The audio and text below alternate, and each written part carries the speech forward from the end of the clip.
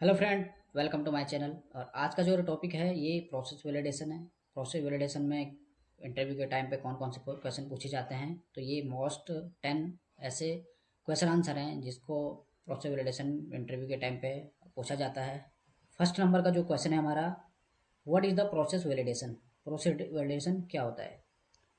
Process validation is the defined the documented verification and the manufacturing approach operate according it is the specification consistently generally the product comply with the it pre-filled quality attributable and release specification।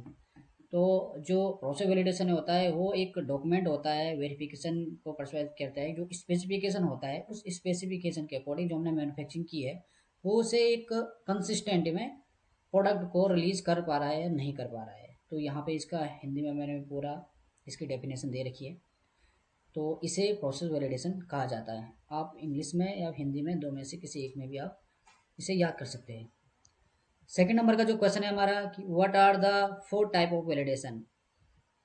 Number one, prospective validation, concurrent validation, retrospective validation, revalidation जो है periodic होता है और after change के बाद। Next है how many guidelines of the process validation. Process validation की कौन कौन सी गाइडलाइन है ये बहुत ही पूछा जाता है। नंबर वन पे ईयू गाइडलाइन है जिसका नाम है guideline on process validation for finish product information and data to be provide in regulatory submission. Second number पे यूएसएफडीए जो guideline for industrial process validation general principle and practice है। Then है आपका ASEAN जो कि Asian guideline of submission of manufacturing process validation data for the drug registration. उसके बाद है नेक्स्ट है एनेक्जर 3 जो WHO की गाइडलाइन है good manufacturing practice guideline on validation. Next है कनाडा की जो गाइडलाइन है guide to validation drug and supporting activity GUI 0029। ICH guideline में Q7 और Q8 में भी इसके बारे में दिया है। नेक्स्ट जो क्वेश्चन है वो है what is content in process validation protocol. जब प्रोसेस वैलिडेशन प्रोटोकॉल बनता है तो उसके अंदर कंटेंट कौन कौन से होने चाहिए। तो इसमें से कुछ यहाँ पे दे रखे हैं, बट इसमें यहाँ लिखा है कि नॉट लिमिटेड, ये लिमिटेड है, इसके अलावा कुछ और भी हो सकता है। तो जैसे summary, introduction, batch, manufacturing, critical procedure, acceptance criteria, sampling plan, और यहाँ पे tabulation of test result, batch analysis, evolution of data include statical procedure जो इवोल्यूशन है डाटा का, या discussion on deviation and out of specification result, conclusion and recommendation. तो ये जो भी टॉपिक हैं इसमें जो एक प्रोटोकॉल होता है इस प्रोटोकॉल के अंदर ये होना चाहिए। नेक्स्ट है हमारा defined stage of process validation sample. जो प्रोसेस वैलिडेशन की सैंपल रहता है उसको कैसे कैसे डिफाइन करते हैं। तो जो टेबलेट में होता है उसमें सबसे पहले ड्राई मिक्सिंग आता है, ड्राई मिक्सिंग बाद pre blend, final blend, compression, coating, finish, control, sample और स्टेबिलिटी। इस टाइप से सैंपल QC में रिसीव होते हैं। उसके बाद इंजेक्शन की बात करें तो water for injection, final pH, bulk bioburden, filtration after visual, deep hydrogen और finish product, control sample, stability sample. तो इसमें से कुछ कंपनियों का अपने बीच में कुछ और भी इंटरवल होते हैं। तो ये जैसे जैसे बट मैनुअली जो अधिकतर यूज किए जाते हैं ये यही वर्ड होते हैं जो फार्मेस्यूटिकल इंडस्ट्री में यूज होते हैं। नेक्स्ट है what is the acceptance criteria for blend uniformity. Blend uniformity की क्राइटेरिया क्या होना चाहिए।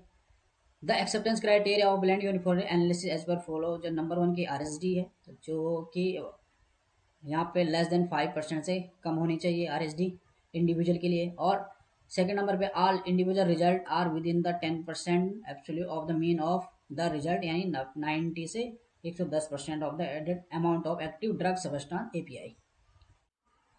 Next question is how many sample collected for blend uniformity. Blend uniformity के लिए कितने सैंपल लिए जाते हैं।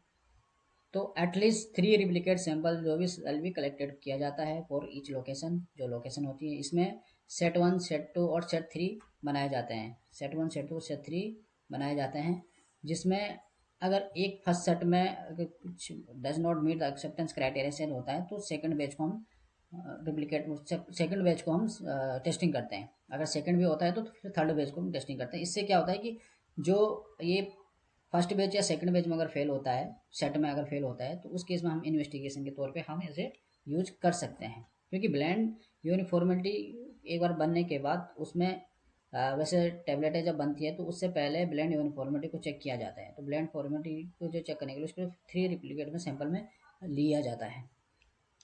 नेक्स्ट है defined sample point in drawing stage. Drawing stage में कैसे कैसे सैंपल पॉइंट होते हैं, तो यहाँ पे ये ड्राइंग स्टेज का है, ये टॉप लेयर होती है, ये बॉटम लेयर है। तो इसमें S1 S2 S3 S4 S5 6 के लिया जाता है। यहाँ पे टॉप लेफ्ट कहीं पे यहाँ पे TLF BL इस टाइप से TM और RLF इस टाइप से अलग अलग दिए जाते हैं। तो S1 मतलब टॉप लेफ्ट, और यहाँ पे S2 bottom left, S3 top middle. तो यहाँ पे जैसे सैम्पलिंग है, अब ये जो सैम्पलिंग रोड होती है, सपोज सैम्पलिंग रोड को इसमें ऐसे डिप किया जाता है, तो सैंपल यहाँ से इस टाइप से सैंपल लिए जाते हैं। तो जैसे जैसे सैंपल जिस लोकेशन से लिए जाते हैं, उस लोकेशन के बाद उसका जो लेवलिंग होती है वो इस टाइप से होती है। अगर इस टाइप यहाँ से सैंपल लिया है तो S1 हो जाएगा, यहाँ से लिया है तो S2 हो जाएगा। तो इस टाइप से ये यहाँ पे जो ड्राइंग सैंपल है उसके लिए ऐसे यहाँ पे टॉप लेयर है और ये बॉटम लेयर है, मतलब टॉप से भी लिया जाएगा और बॉटम से भी सैम्पलिंग की जाएगी, और फिर इसके बाद ऐसे लेवलिंग किया जाता है। नेक्स्ट है defined sample point of blend uniform. जो ब्लेंडिंग होती है, ब्लेंडिंग के टाइम पे जो लोकेशन लिए जाते हैं और कैसे लिए जाते हैं, इससे पहले हमने ड्राई के लिए समझा, ड्राइंग के लिए। अभी हमने ब्लेंड एंड जो लुब्रिकेशन स्टेज है उसके लिए कैसे लिया जाता है। सपोज एक यहाँ पे इन्होंने कलेक्ट करके रखा है सैंपल, तो यहाँ पे जो टॉप लेयर है, मिडिल लेयर है और बॉटम लेयर है। तो टॉप लेयर में S1 एस यहाँ पे S1 का रखा है टॉप लेयर के लिए, जो कि मिडिल के लिए S2 और जो बॉटम के लिए है उसमें S6। तो यहाँ पे जो ये सैंपल है, तो ये टॉप तीन तीन भागों में डिफाइन कर रखा है। सबसे पहले जो डिफाइन कर रखा है वो टॉप लेयर के लिए, फिर मिडिल के लिए और फिर बॉटम के लिए। तो इन जगह से जैसे सैंपल कलेक्ट करना है, सपोज S1 से कोई सैंपल कलेक्ट किया है, तो S1 का मतलब क्या है, टॉप लेफ्ट बैक कॉर्नर।